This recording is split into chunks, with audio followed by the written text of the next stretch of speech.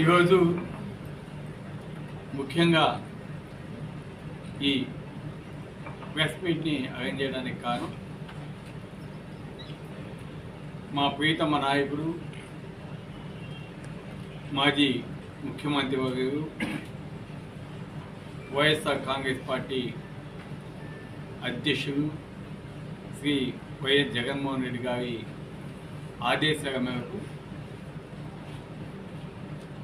4వ తేదీ అంటే పోయిన సంవత్సరం అదే తేదీన మన ఎలక్షన్ రిజల్ట్ కూడా రావడం జరిగింది.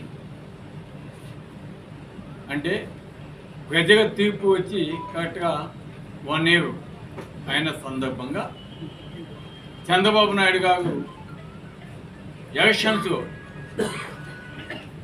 అనేక హామీలు ఇవ్వడం జరిగింది. సూపర్ 6 అని, సూపర్ 7 అని, ఇంకా ఏవేవో వాగ్దానాలు చేయటం, వాటన్నిటినీ కూడా నెరవేర్చకుండా రాష్ట్రంలో ఏ విధంగా ప్రజలని ముఖ్యంగా మోసం చేశాడో. ఎందుకంటే జగన్మోహన్ రెడ్డి గారు 2019లో అనేక హామీలు ఇవ్వడం జరిగింది. ఇచ్చిన హామీలే కాకుండా ఇవ్వనివి కూడా ఆనాడు జగన్మోహన్ రెడ్డి గారు నెరవేరిస్తే ఈరోజు జగన్మోహన్ రెడ్డి గారిని ఏదో ఒక విధంగా అధికారంలోకి కాకుండా చేయాలని కూటమి ఒకటి ఏర్పాటు చేసి అటు బీజేపీ అయితేనేమి, తెలుగుదేశం, జనసేన ఇవన్నీ కూడా ఒక్కటై జగన్మోహన్ రెడ్డి గారిని ఓడించేదానికి అనేక హామీలు ఇవ్వటం జరిగింది. గెలిచిన తర్వాత ఏ విధంగా వాళ్ళని మోసం చేశాడో ప్రజలని మనకు అర్థమవుతా ఉంది.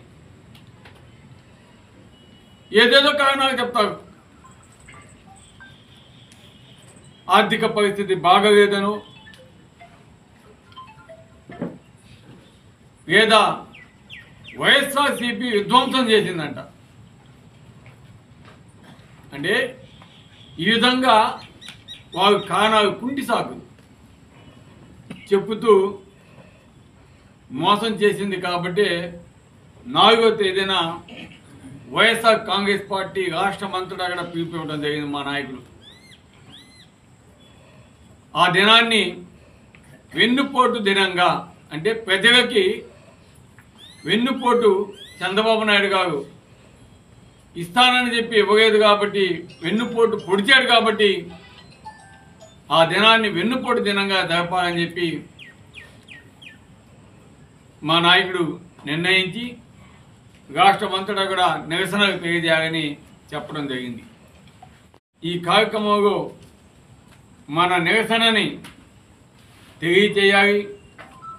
ముఖ్యంగా ఎవరైతే మోసపోయారో ప్రజలంతా కూడా స్వచ్ఛందంగా వచ్చి ఈ కార్యక్రమంలో పార్టిసిపేట్ చేయాలని కూడా నేను మనసారా కోరుతున్నాను. అంతేకాకుండా రాష్ట్రంలో అరాచక పాలన ఏ విధంగా జరుగుతుందో, రెడ్ బుక్ రాజ్యాంగం ఏ విధంగా జరుగుతూ ఉందో మనం చూస్తూ ఉన్నాం. కాబట్టి ఈ విధంగా అధికారులని, ముఖ్యంగా రెవెన్యూ డిపార్ట్మెంట్ అయితేనేమి, పోలీసు డిపార్ట్మెంట్ అయితేనేమి, ఆ అధికారులను కూడా ఏ విధంగా వైఎస్ఆర్ కాంగ్రెస్ పార్టీ నాయకుల మీదకి ఉసికొలిపి ఏ విధంగా ఇబ్బందులు చేస్తున్నారో వీటన్నిటికీ కూడా నిరసనగా రేపు 4వ తారీఖు జరగబోయే ఈ కార్యక్రమాన్ని ప్రతి ఒక్కరు కూడా స్వచ్ఛందంగా వచ్చి మన కావలి నియోజకవర్గంలో పార్టిసిపేట్ చేసి మన యొక్క నిరసనని తెలియజేయాలని కూడా తెలియజేస్తున్నాం.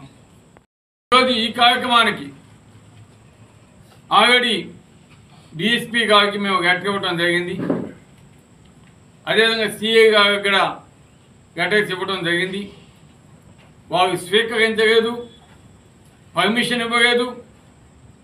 నిజంగా ఈరోజు పేద ప్రజల కోసం వైఎస్ఆర్ కాంగ్రెస్ పార్టీ గగమెత్తుతుంటే ఏ విధంగా అనగదొక్కాలా, ప్రజల కోసం పోరాడే పార్టీలని అనగదొక్కేదానికి ఈ దుర్మార్గపు ప్రభుత్వం ఏ విధంగా పోలీసు డిపార్ట్మెంట్ని కూడా ఉపయోగిస్తుందో చూస్తే అర్థమవుతా ఉంది.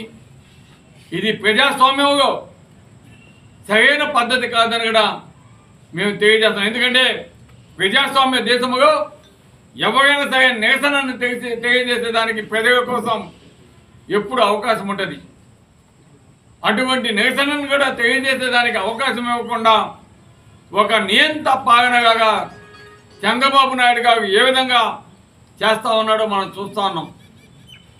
కాబట్టి ఈరోజు ప్రజలందరికీ కూడా అర్థమవుతా ఉంది ఏ విధంగా చంద్రబాబు నాయుడు గారు మోసం చేశాడు, ఏ విధంగా ఇబ్బంది పెడతా ఉన్నాడు.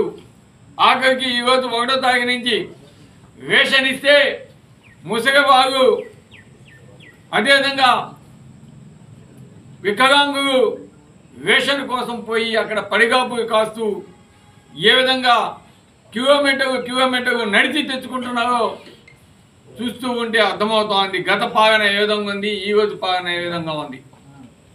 కాబట్టి అందుకు నిరసనగా ఈరోజు ఈ ప్రెస్ మీట్ని ఏర్పాటు చేసాం. రేపు తెలుగుదేశంకు సంబంధించిన నాయకులు కూడా ప్రెస్ మీట్ ఏర్పాటు చేస్తామని చెప్పున్నారు. మీటింగ్ కూడా అరేంజ్ చేస్తున్నారు. తప్పకుండా అది అయినాక వాళ్ళు అడిగే దేనికైనా మేము రిటర్న్ చెప్పేదానికి, దానికి ఆన్సర్ చెప్పేదానికి సన్నద్ధంగా ఉంటాం. ఇప్పుడు బాగా కనిపిస్తున్నాయండి. బాగుంది. రేపు ఒక 2 గంటలు మీటింగ్ ఉంటుంది.